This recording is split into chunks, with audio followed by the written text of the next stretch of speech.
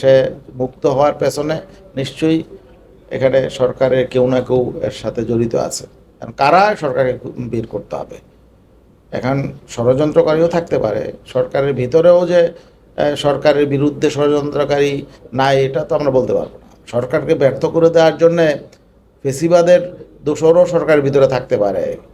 এখানে বিভিন্ন উইংয়ে থাকতে পারে সরকারকে ব্যর্থ করে দেওয়া, বেকায়দায় ফেলার জন্যে বিভিন্ন রকম নানা রকম মেকানিজম চলতে পারে। অতএব এ ব্যাপারে সরকারকে সতর্ক থাকা উচিত।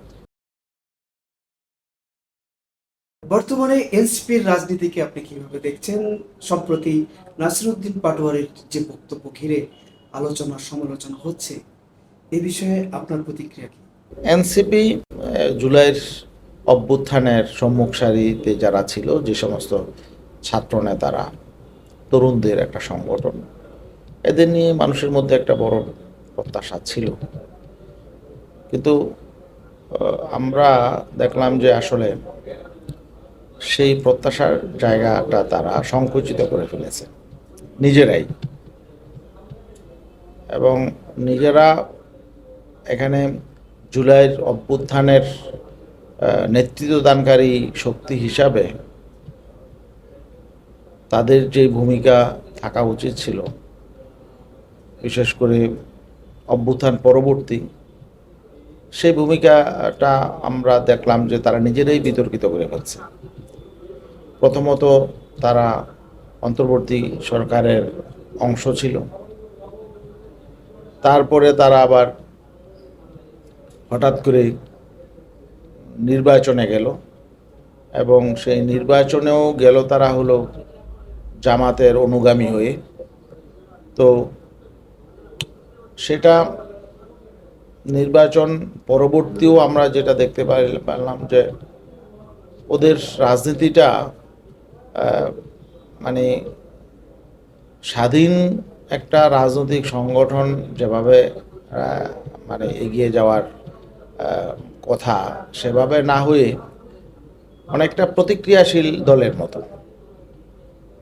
তো এখন অবশ্যই আমরা তাদের জন্যে ভালোটাই আমরা চাবো। আমরা তারা এগিয়ে যাক, তারা বাংলাদেশের রাজনীতিতে গুণগত পরিবর্তনের জন্য তারা ভূমিকা পালন করুক, এটাই আমরা চাবো।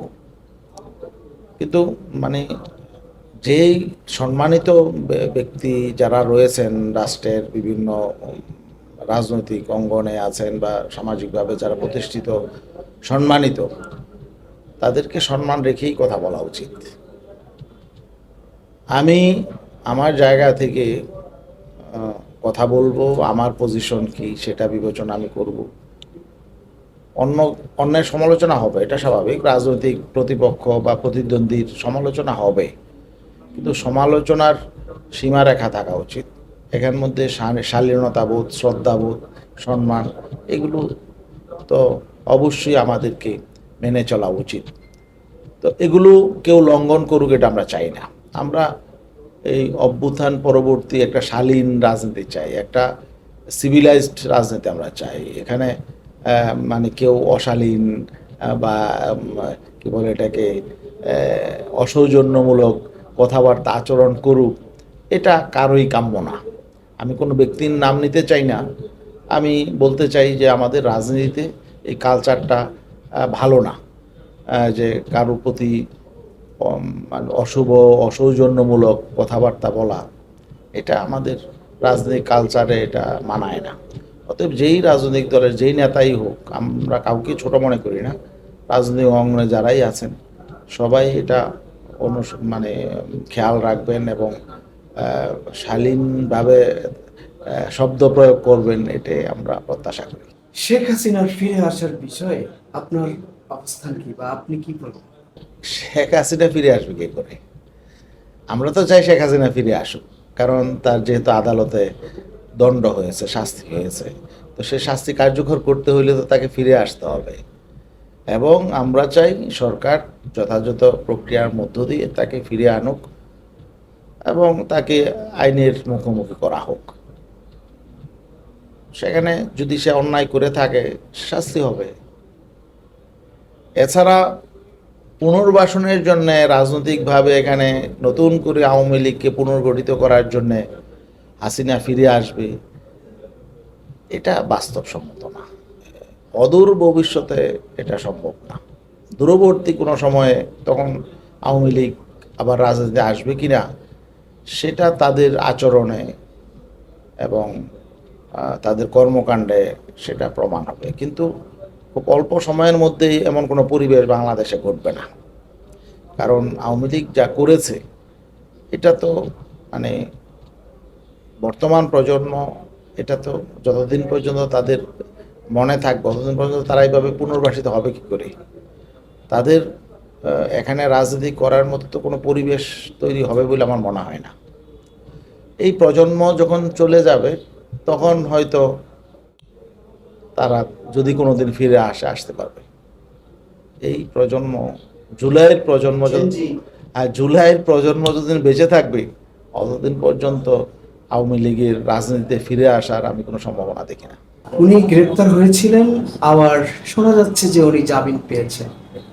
এটাকে আপনি কিভাবে দেখছেন? এটা কি আমাদের রাষ্ট্রীয় ব্যর্থতা কিনা, বা এরই মধ্যে যোগাযোগ করে তাকে বাংলাদেশের অপরাধী হিসেবে উপস্থাপন করতে আন্তর্জাতিক পরিমণ্ডলে বাংলাদেশ ব্যর্থ হয়েছে কিনা?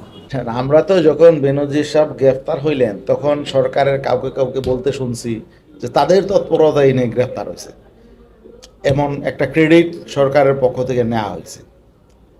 তো এখন যদি সে মুক্ত হয়ে থাকে তাহলে নিশ্চয়ই সরকারের তৎপরতাই সে মুক্ত হয়েছে। যদি সরকারের তৎপরতাই সে গ্রেফতার হয়ে থাকে তাহলে মুক্ত হওয়ার পেছনেও নিশ্চয়ই সরকারের হাত আছে। তো এগুলো আমাদের জন্য দুর্ভাগ্যের বিষয় যে এত বড় ক্রিমিনাল, রাষ্ট্রের সম্পদ লুটপাট করার শীর্ষস্থানীয় একজন ব্যক্তি, সে মানে লুটপাট করছে তো করছে, এমনভাবে করছে যে একেবারে পুরো রাষ্ট্রটাই দেউলিয়া করে অবস্থা তৈরি করেছে। এমন একজন ক্রিমিনাল যে গুম খুনের একেবারে প্রধান ব্যক্তি, গুম খুনের পরিকল্পনা তো যারা করেছে, মাস্টার মাইন্ড যারা ছিলেন তাদের মধ্যে তো বেনজির অন্যতম একজন, হাসিনার একেবারে দক্ষিণ হস্ত। তাকে সরকার ফিরিয়ে আনতে পারলো না বা কার্যকর কোনো ব্যবস্থা নিতে পারলো না, এটা আমি মনে করি সরকারের ব্যর্থতা। এখনও আমি মনে করি যে সরকারের যদি সদিচ্ছা থাকে তাহলে হয়তো ইন্টারপোলের মাধ্যমে তাকে ফিরিয়ে আনা সম্ভব। এখানে কি আপনি ব্যর্থতাই বলবেন, সরকারের অনীহা? আমি তো বললাম যে গ্রেফতার করার সময় সরকার ক্রেডিট প্রকাশ করছে, তাহলে সে মুক্ত হওয়ার পেছনে নিশ্চয়ই এখানে সরকারের কেউ না কেউ এর সাথে জড়িত আছে। কারা, সরকারকে বের করতে হবে। এখন ষড়যন্ত্রকারীও থাকতে পারে সরকারের ভিতরেও, যে সরকারের বিরুদ্ধে ষড়যন্ত্রকারী নাই এটা তো আমরা বলতে পারবো না। সরকারকে ব্যর্থ করে দেওয়ার জন্যে ফেসিবাদের দোষরও সরকারের ভিতরে থাকতে পারে, এখানে বিভিন্ন উইংয়ে থাকতে পারে। সরকারকে ব্যর্থ করে দেওয়া, বেকায়দায় ফেলার জন্যে বিভিন্ন রকম নানা রকম মেকানিজম চলতে পারে। অতএব এ ব্যাপারে সরকারকে সতর্ক থাকা উচিত।